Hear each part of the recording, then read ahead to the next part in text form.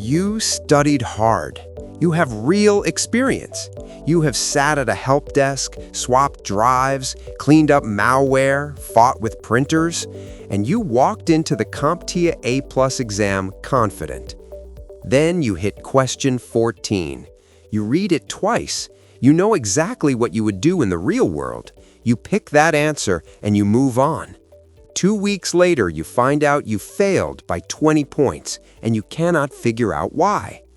This video is for you because what just happened has a name, and once you understand it, it stops happening. There's a gap between how experienced technicians think and how CompTIA writes exam questions. Most prep courses never talk about it directly. They just give you the answer. We are going to show you the gap itself, because that is the only way to close it. We call it the exam mindset versus the production mindset.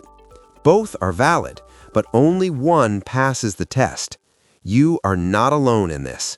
On Reddit's CompTIA community, a 15-year IT professional wrote that the exam forces you to retrain your instincts. 15 years of experience, and he had to unlearn his habits to pass. Another candidate failed Core 2 with a score of 667. A commenter told them, "I think you overthought the questions. You need to trust CompTIA's simpler logic." That is not an insult. That is a strategy. A security professional described picking between two answers on an exam, one that was the book answer and one that was the real-world answer, and having to force themselves to choose the book answer, even though every instinct said otherwise. This is the most common and least discussed reason people fail the A+ on the first attempt. Let's start with the scenario that inspired this video. A RAID 5 array on a small business file server goes degraded. One drive has failed. The system is still online. Users can still access files. Performance has slowed down. What should the technician do first? Option A, back up all data immediately, then replace the failed drive. Option B, replace the failed drive and let the array rebuild automatically. If you have worked in production environments, option A feels right. You know that a RAID 5 in degraded mode is one drive away from total data loss. You know that the rebuild process stresses the surviving drives. You want a safety net before you touch anything. Here's the problem with that instinct on the exam. A full backup requires reading every single block across every surviving drive. That is the same read stress you were worried about with the rebuild. You are not avoiding risk by backing up first. You're doubling the read load before the rebuild even starts. The argument against B collapses under its own logic. And when we posted this exact question on our YouTube community, look at what happened. One student said, "I would imagine you do backup first in case the rebuild fails, but that's just me, I guess." Another commented that AI recommended backing up first because the rebuild is a high risk. That comment is the most dangerous one because a student about to take their exam read that, trusted it, and may have locked in the wrong answer. For the 221-201 exam, Objective 3.4, the correct answer is B. Replace the failed drive and let the array rebuild automatically. That is the CompTIA documented recovery procedure for a degraded RAID 5 with a single drive failure. The exam tests procedure, not policy. Now let's talk about the trap that catches more candidates than almost any other, the 6-step troubleshooting methodology. CompTIA defines the steps as follows. 1. Identify the problem. 2. Establish a theory of probable cause. 3. Test the theory.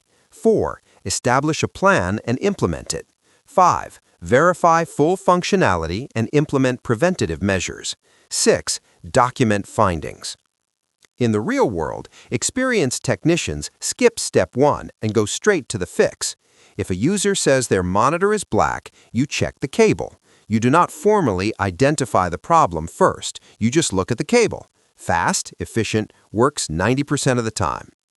On the exam, any question with the words first, next, initially, or according to the troubleshooting methodology is asking you which step in that sequence comes before all others.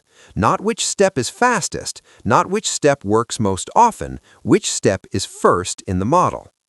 The answer is almost always identify the problem. Ask the user what changed, check error messages, gather information before touching anything. That is the exam answer, every time. A Reddit thread on Network Plus and A+ troubleshooting described this frustration perfectly. Multiple candidates complained that questions about what to do first felt arbitrary when several steps could be done in seconds in any order. The community's answer was consistent. CompTIA does not care what is fastest. CompTIA cares about the model. Here's another one, malware removal. A user calls in, their machine is infected. In most shops, the standard response is to reimage, wipe it, start fresh, clean in 10 minutes, ticket closed. CompTIA's malware removal procedure has 8 steps: investigate and verify, quarantine the system, disable system restore, remediate, update definitions, scan and remove, re-enable system restore, educate the user. If the exam asks what should the technician do first after confirming a malware infection, the answer is quarantine, not scan, not reimage, not call the user back. Quarantine first, always, because the exam is testing whether you understand containment before eradication. A candidate who failed Core 2 described getting the malware removal sequence wrong because they answered from habit. Their shop always reimaged, so they picked reimage. CompTIA marked it wrong because reimage skips every step before it in the methodology. Let us talk about the one that experienced technicians actually laugh at, electrostatic discharge, also called ESD. If you have built PCs, swapped components, worked inside servers, you probably do not wear an anti-static wrist strap. Almost nobody does in practice. Engineers at major hardware manufacturers have said that modern components have robust built-in ESD protection. An entire Reddit thread on the PC master race community concluded that wrist straps are mostly unnecessary for casual builds. Linus Tech Tips does not wear one on camera. On the CompTIA exam, the answer is always use the wrist strap. Store loose expansion cards in anti-static bags, not on a desk, not in a regular plastic bag. Disconnect and unplug before opening any system. Ground yourself first. The exam is not testing what is common in the field. It is testing what is correct according to safety best practices. And the gap between those two things is where experienced techs lose points. One more, change management. In small businesses, change management looks like this. Someone calls IT, IT fixes it. Done. No documentation, no approval process, no backout plan. Problem solved, move on. On the A+ exam, change management follows a formal sequence. Define scope, assess risk, create a plan, get end-user approval, present to a change board, plan your backout strategy, document everything throughout, implement, verify, final documentation. A Reddit thread comparing Professor Messer's change management steps with Jason Dion's revealed something important. Even two of the best-known A+ instructors have slightly different step orders, and candidates were debating which one to memorize. The community's answer? Default to the exact sequence in the official CompTIA objectives. Not what your company does, not what Dion said, what the objectives document says. That is the pattern. When in doubt, go to the source. So how do you fix this? How do you unlearn the habits that are costing you points? The first step is recognizing the question type before you answer it. When you see the words first, next, best, most likely, or least disruptive, stop. Those words are signals. They are telling you that CompTIA is testing a specific sequence or a specific methodology. Your job is to identify which one. The second step is stripping out the red herrings. CompTIA question writers are skilled at burying the real question inside a vivid scenario. The scenario creates urgency. Your brain wants to solve the emergency. But the question is not asking you to solve the emergency. It is asking you which step comes first in a model.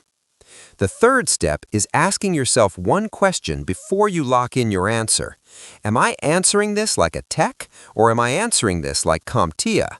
Those are different questions. Both are valid in their context. Only one passes the exam.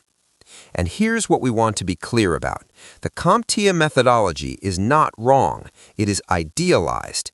It reflects best practices that mature organizations spend years trying to implement.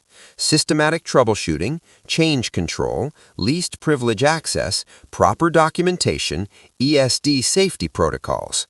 These things exist because organizations that skip them pay for it eventually.